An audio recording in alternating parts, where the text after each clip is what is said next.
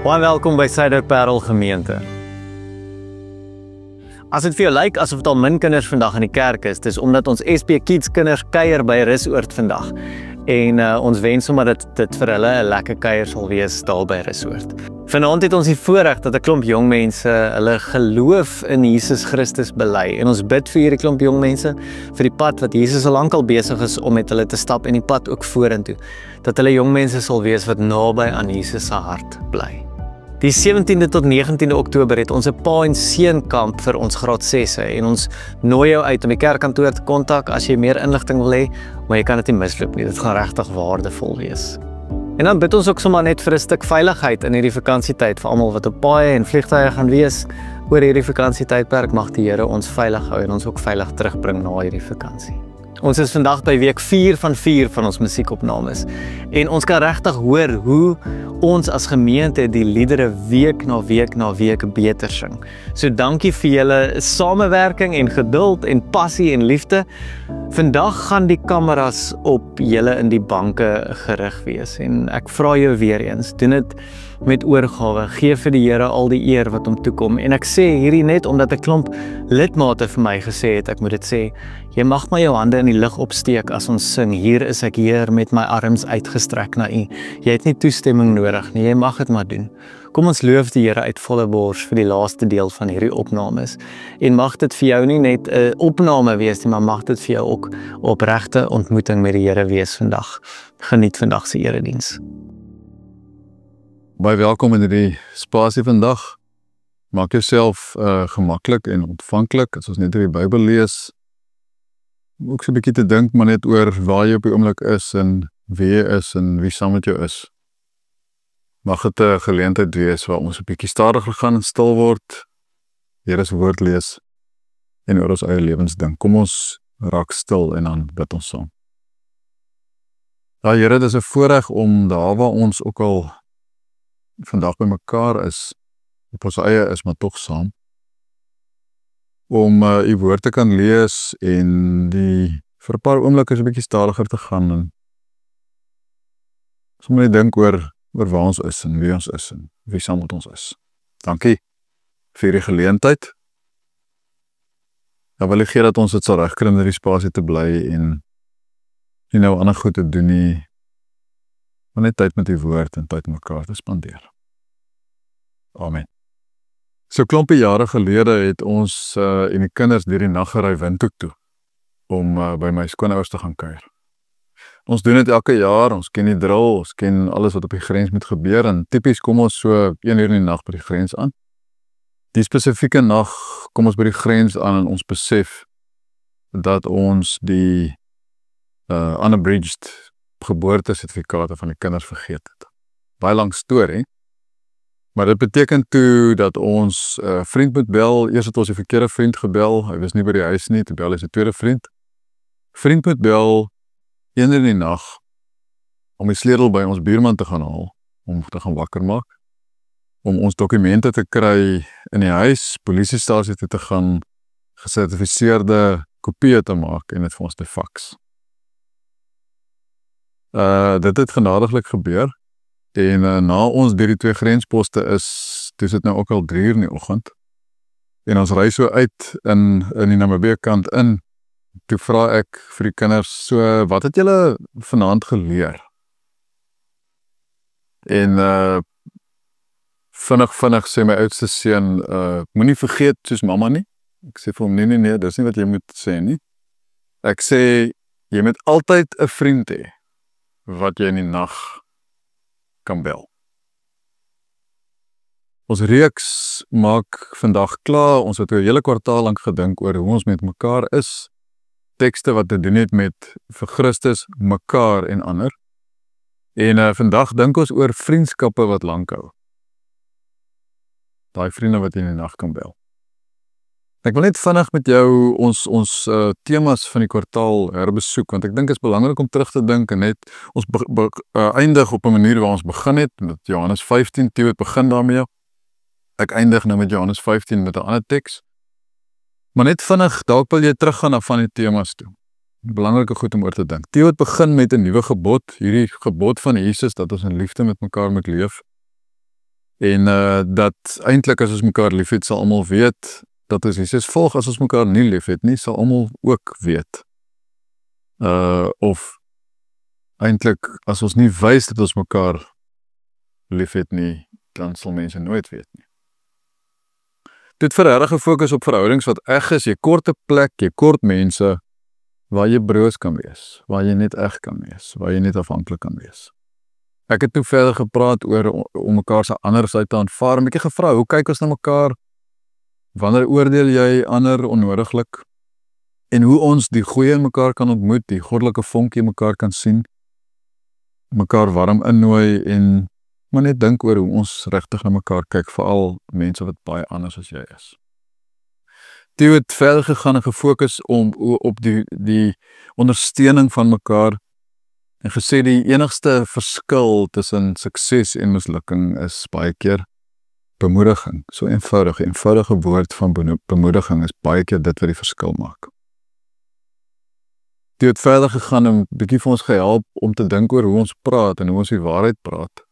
Om die waarheid te praat in liefde, te dink oor wat ons sê en om te dink oor hoe ons dit sê.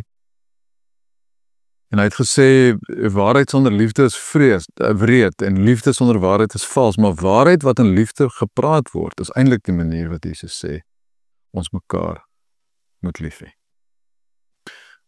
Ek het 'n bietjie gefokus op ons ervarings van woede, en gesê, voel wat jy voel, dis fyn om kwaad te voel, maar dink oor wat jy doen. As ons kwaad word, moet ons nie sondig nie, be slow to anger, maar ook dat ons seker moet maak dat ons vir die regte goed kwaad word en dat ons altyd leer by ons ervarings van woede. Vooruit het verder gegaan en ons gehelp dink oor hoop na mislukking en gesê 'n regstelling tussen mense moet altyd gebeur in sagmoedigheid. Baie belangrik, daai sagmoedigheid. En laasweek het Theo gepraat oor moeilike mense. Ons almal ken moeilike mense, ons is self maar soms moeilik. Ek en jy word uitgeken as Jesus se volgelinge. Deur die manier wat ons mekaar altyd maar liefhet. Ek wil vandag weer eindig, volle sirkel by Johannes 15 waar Theo begin het. En ek gaan die hele gedeelte vir ons lees 9 tot 17 en ek wil spesifiek fokus op vers 14 en vers 15. Vers 9 Johannes 15. Soos die Vader my liefhet, het ek julle ook lief. Julle moet in my liefde bly. As julle my opdragte uitvoer, sal julle in my liefde bly, net soos ek die opdragte van my Vader uitvoer en in sy liefde bly. Dit sê ek vir julle, sodat my blydskap aan julle kan wees en julle blydskap volkome kan wees. Dit is my opdrag. Julle moet mekaar lief hê soos ek julle liefhet. Niemand het groter liefde as dit nie, dat hy sy lewe vir sy vriende aflê. Julle is my vriende, en as julle doen wat ek julle beveel.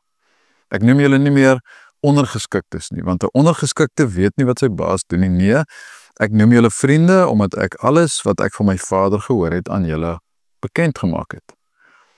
Julle het my nie uitgekies nie, maar ek het julle uitgekies en julle aangestel om uit te gaan en vrugte te dra, vrugte wat sal hou.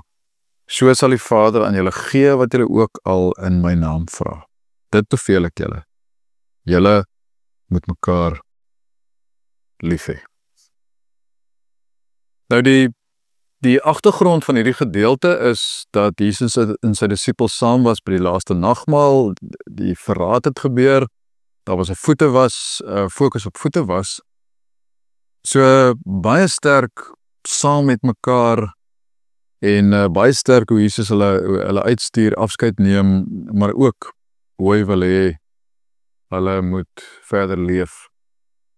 En vers 9 tot 17 wat ons nou gelees het, gaan oor temas van liefde, vriendskap, gehoorsaamheid, diep koneksie met mekaar deur Jesus, maar ook die koneksie met Jesus, met sy Vader en met mekaar. En vers 14 en vers 15 is vir my 'n belangrike fokus op die tipe verhoudings dan nou wat Jesus sy verhouding met sy mense herdefinieer, maar ook eintlik hulle verhouding met mekaar herdefinieer. Vers 14 sê jy, is baie persoonlik, dis heiliglik, dis nou, my vriend, filio. Filio is die vriendskaplike liefde. Vers 15 sê, jou identiteit het verander. Jy is nou 'n vriend nie meer 'n ondergeskikte. En ek wil dit gou vinnig weer lees, vers 14. Julle is my vriende as julle doen wat ek julle beveel. Ek noem julle nie meer ondergeskiktes nie, want 'n ondergeskikte weet nie wat sy baas doen nie. Nee, ek noem julle vriende, omdat ek alles wat ek van my Vader gehoor het, aan julle bekend gemaak het. Tweede gedeelte is belangrik. Jesus sê, hy bevestig, dat deel van hierdie nuwe vriendskapsidentiteit is die eerlikheid waarmee jy nou as vriend deel met die disippels. Dat hy nou met hulle deel en met hulle praat as vriende en daarom baie eerliker en baie oper is. En elke keer as hy praat, dan praat hy ook namens God. En dis 'n belangrike skuif. Want eintlik, as Jesus sê, julle is nou my vriende, julle is nie meer ondergeskik nie, dan bring hy hulle ook nader aan God en sê, elkeen van my vriende is per definisie nader aan God. 'n Dienaar weet nie alles van sy leermeester nie, maar 'n vriend weet baie meer. En julle nuwe identiteit bring 'n nuwe verhouding en 'n nuwe nader koneksie aan God. Deur hierdie liefde wat vertaal word, filio, gaan oor 'n broederlike intimiteit, 'n broederskapliefde. Dis hierdie diep warm verhouding tussen vriende en familie. En ek en jy weet dat in hierdie day and age, wil ek sê, is hierdie diep broederlike liefde so belangrik vir ons en ons kinders, ons werksmense, ons provinsie, ons land, ons wêreld. Hoeveel Facebook vriende het jy? Gaan kyk bietjie. En ek wil nie iets teen Facebook vriende sê nie. Ek dink mense het baie diep egte verhoudinge aanlyn, vriendskappe aanlyn. Maar dit is tog ook so dat dit dikwels dat daai vriendskappe, daai Facebook friends nie regtig vriende is nie. Gaan kyk bietjie daarna, gaan dink bietjie daaroor. Ek het gaan kyk na 5 algemene dinge wat mense sê oor Facebook friends. En vele 5 stellings lees, wat nogal betekenisvol is. Die een sê, ons is nie regtig vriende nie, ons is net Facebook friends. Die ander een sê, ek het so baie Facebook friends, maar ek praat net met 'n paar van hulle regtig gereeld.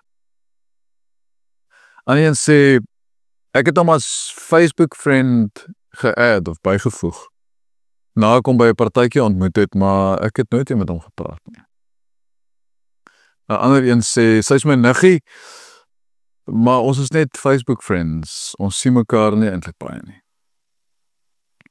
Laaste een, ek het sy friend request aanvaar, maar ons is net Facebook friends. Ek ken hom nie eintlik goed nie. Ek het vir ChatGPT gaan vra of Facebook vriende regte vriende is. En hoor wat sy antwoord. Hy sê, all friends can be Facebook friends, but not all Facebook friends are real friends. Sometimes people have hundreds of Facebook friends, but only a handful of true friends in real life. Hierdie is 'n geleentheid om met die Bybel, met Jesus se opdrag, 'n bietjie te dink oor jou eie vriendskappe. Hoe definieer jy 'n regte vriendskap? Ons ervaring van koneksie met mekaar is so belangrik en Jesus dra hierdie opdrag oor aan ons en bless ons om te sê, ek gee vir jou 'n nuwe identiteit, jy is my vriend nou, jy is nie meer ondergeskikte nie, en daarom het jy ook per implikasie 'n verantwoordelikheid, want jy is nader aan God, vers 15, en daarom moet jy ook nader aan mekaar gaan leef, vir Christus, mekaar en ander. John Ortberg, outeur, 'n predikant en 'n motiveringsspreker, sielkundige, sê, people want to belong before they behave, before they believe. Ek het dit al gesê. Dit bevestig net weer dat ons ervaring en ons behoefte aan koneksie, aan 'n diep verbintenis, is belangriker en gaan die ander twee voor. So ons wil eers verbind voel voordat ons denke begin verander en ons gedrag begin verander. Die kans dat ons denke en ons gedrag verander is baie beter en baie groter as ons in regte koneksie, verbintenis, belonging leef. Ek dink die Bybel En my en jou geloofsgemeenskap moet ons regtig eintlik hiermee help. Ek skryf so een keer 'n maand 'n blog, deel dit met 'n paar honderd mense, en Julie maand se blog het gegaan oor koneksie, verhoudings. En daarvoor het ek gekyk na 'n video wat in Junie 2024 vrygestel is, 'n video van Brilliant Minds. En in die video is daar gesprek tussen Trevor Noah, die Suid-Afrikaanse komediant, outeur, en Simon Sinek, wat 'n motiveringsspreker en 'n bedryfskundige tipe agtergrond het. En hierdie twee ouens praat oor die belangrikheid van vriendskap, en dat ons veral in die werkplek mense oplei op 'n klomp goed, maar dat vriendskap eintlik die belangrike ding is. En dit is vir my so betekenisvol dat hulle dit sê. Dat vriendskap oor die algemeen ons geestesgesondheid beïnvloed en ons eintlik meer suksesvol maak. En Trevor Noah verwys na ons vermoë of onvermoë om intentioneel te leef as vriende, en hoe daar eintlik min plekke is waar ons dit kan leer, om vriendskappe te koester en te groei en te ontwikkel. Hoor wat sê hy? There's an entire industry that help us to be better leaders, better parents, exercise better, sleep better, eat better, and yet nothing helps us to be better friends. Ek stem nie heeltemal met hom saam nie. Ek dink hy maak 'n goeie punt. Daar's al hierdie ontwikkeling en om mense te ontwikkel, en daar's al hierdie kursusse in ouerskap en selfontwikkeling en. Ons kan altyd beter doen, maar ek dink dat waar hy verkeerd is dis eintlik gesinne, huisgesinne, Christelike waardes, die Bybel, geloofsgemeenskappe wat ons help en moet help om beter vriende te wees. Wanneer laas het jy gesien dat daar advertensie is van 'n kursus in vriendskap? Sien so baie ander. In hierdie gesprek tussen Simon Sinek en Trevor Noah het my herinner die waarde van regtige vriendskappe wat lank hou, ons tema vandag, daai ou wat jy in die nag kan bel. En my laat vra hoe ek my eie vriendskappe prioritiseer. Of ek nog bereid is om opofferinge te maak vir my vriende. Is dit nog 'n prioriteit? In hierdie fase van my lewe, moet ek eerlik wees, is dit vir my baie moeilik. En dis tog in hierdie fase wat hy besef, daar's 'n paar mense in jou lewe wat jy 30+ jaar mee aankom. Maak tyd daarvoor. So maklik as jy daaroor dink, né, om 'n afspraak met 'n vriend of 'n familielid te kanselleer, want hulle sal ons verstaan. Selfde met dalk afsprake met jouself, dis 'n gesprek vir 'n ander dag, maar dat jy so maklik 'n afspraak met jouself kanselleer, want dit is net ek. Niemand word beïnvloed nie. Sal jy net so maklik 'n werksvergadering kanselleer om te gaan koffie drink met 'n vriend? Partykeer skep ek en jy hierdie prioriteite af, want ons vriende en ons familie sal ons verstaan, nie waar nie? Dalk is dit 'n praktiese uitdaging, dat jy in die volgende paar weke dalk iets spesifiek moet gaan kanselleer, dalk 'n werksdingetjie moet gaan kanselleer en tyd met 'n vriend spandeer. Nog 'n teks wat my help dink hieroor, het ek onlangs by iemand se gedenkdiens gebruik, 1 Tessalonisense 5 vers 11. Ondersteun mekaar en praat mekaar moed in. Hierdie woordjie praat mekaar moed in, sê ook bou mekaar op, versterk mekaar. Dieselfde woord het gebruik word met die analogie om 'n tempel te bou. En die Engelse vertaling van hierdie bou mekaar op, praat mekaar moed in, is edify one another. Ek het gedink is 'n ongelooflike mooi beeld.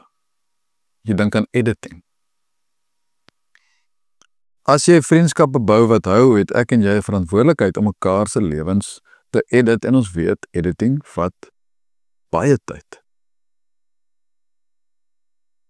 'n Geloofsgemeenskap is 'n plek waar ons hierdie spesiale vriendskapopleiding heeltyd moet doen. Dit vra dat ons mekaar se lewens edit. Hierdie teks wat ons vandag lees is 'n advertensie in die tipe verhoudinge wat Jesus Christus ons wil leer en wat ons mekaar moet leer. Ek kom terug en ek eindig amper by weer Johannes 15 vers 15. Ek noem julle nie meer ondergeskiktes nie, want 'n ondergeskikte weet nie wat sy baas doen nie. Ek noem julle vriende, omdat ek alles wat ek van my Vader gehoor het aan julle bekend maak. Nog 'n laaste beeld. Ek hou van beelde. En ek hou van musiek, so ek wil dit koppel aan 'n liedjie. Deur ons vriendskapsidentiteit wat Jesus vir ons gee, as jy die teks in gedagte hou, is ons per implikasie nader aan God en deel hy meer eerlik en meer oop, deel hy direk oor God met ons. Deur ons vriendskapidentiteit is daar stukkies van God se vriendskap wat heeltyd oorgedra en uitgedeel word aan ons, en ek en jy met hierdie stukkies van God se vriendskap heeltyd aan mekaar uitdeel. Spoegwolf het so 2 weke terug 'n nuwe album vrygestel, Water en Weerlig. En die een liedjie se titel is Immergroen. En in hierdie liedjie sing hy: jy is tog net wat jy doen. Almal wat ek ontmoet is stukkies God. Hy sing immergroen, immerson, almal wat ek ontmoet is stukkies God. Dis hierdie vriendskapstukkies wat Jesus vers 15 meer direk met sy vriende in die nuwe identiteit deel en wat ons ook met mekaar moet deel. Stukkies God. Stukkies God. Jesus sê, jy is my vriend, jou identiteit het verander. Is daar vriendskappe waaraan jy vanoggend vandag dink? Watter vriendskappe het jy? Is dit 'n prioriteit? Gaan kanselleer iets om tyd met een vriend te gaan spandeer? Is daar vriendskappe waaraan jy moet gaan herbelê? Gaan kyk bietjie na jou Facebook friends lysie. Ek dink deel van die opdrag van hierdie teks, deel van ons opdrag wat ons kry as gelowiges is om verhoudinge te bou wat lank hou en soos wat Ferreira 'n paar weke terug gepreek het, wat eg is. Waar ons 1 Tessalonisense 5 vers 11 mekaar se lewens aanhou edit, sodat daar meer en meer stukkies God kan uitkom. En ek vermoed hierdie vermoë om regtig diep vriendskappe te bou en mekaar se lewens in te spreek, het 'n invloed op ons ervaring van verlossing. Richard Rohr sê dit baie sterk en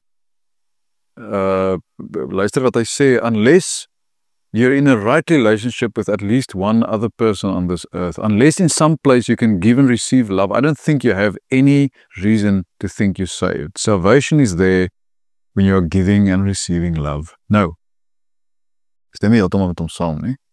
Het 'n bietjie te sterk gesê. Ons almal het ervarings waar ons alleen is. Ons almal het ervarings waar ons voel ek wil gee en ek wil ontvang, maar ek het nie daai vriend nie. Hierdie is nie 'n veroordeling om te sê dan is jy nie gered, maar dit maak 'n belangrike punt om te sê. Ons ervaring van redding is gekoppel aan ons ervaring om liefde te gee en liefde te ontvang. Ons ervaring van redding is gekoppel aan ons ervaring om liefde te gee en liefde te ontvang. Jesus sê, jy is my vriend. Ek gee vir jou filio liefde. Ek gee vir jou ook goddelike liefde. Deel dit aan mekaar uit. Ek verbind myself aan jou en jou aan ander. En dit is die somtotaal van verlossing. Hy sê, jy is my vriend. Ek deel God elke dag direk met jou. Deel dit uit deur vriendskappe wat hou. So, terwyl die slim ouens sê dat ons al hierdie kursusse het en dat niemand ons leer om beter vriende te wees nie, sê ons vandag, die Bybel leer ons, Jesus leer ons, by ons as geloofsgemeenskap moet daar plek wees sodat ons vriendskappe kan bou, oor vriendskappe kan leer, oor verhoudings kan leer en uitgaan en maar net stukkies van God vir mekaar wys. Is daar iemand wat jy kan bel in die nag? Is jy iemand wat om iemand anders se luisie is? Dat jy sal bel as hy op die grens vassit. Jesus is so vriend. Jy kan enige tyd, dag of nag, op sy knoppie druk en met hom praat. Want hy is jou vriend. Amen. Ag, dankie Here dat ons maar net ons verhoudinge met mekaar kan vier. Dankie dat hierdie geloofsgemeenskap wat baie wyer strek as ons gemeente, aanlyn op 'n klomp ander plekke, dat ons hierdie boodskap kan gaan leef en kan gaan oordra, dat ons kan weet, U sê, ons identiteit het verander. Ons is nou vriende. Dit sit ons onmiddellik nader aan God. Maar dit gee ook vir ons 'n verantwoordelikheid. Dankie Here vir die voorreg om in so 'n geloofsgemeenskap te kan leef, om mekaar te leer wat dieper vriendskappe wat lank hou, beteken. In Jesus se naam. Amen. Mag die Vader jou lei en beskerm. Mag die Seun deur sy liefde en sy genade in jou woon. En mag die Heilige Gees jou inspireer om in vriendskappe lank te gaan leef. Amen.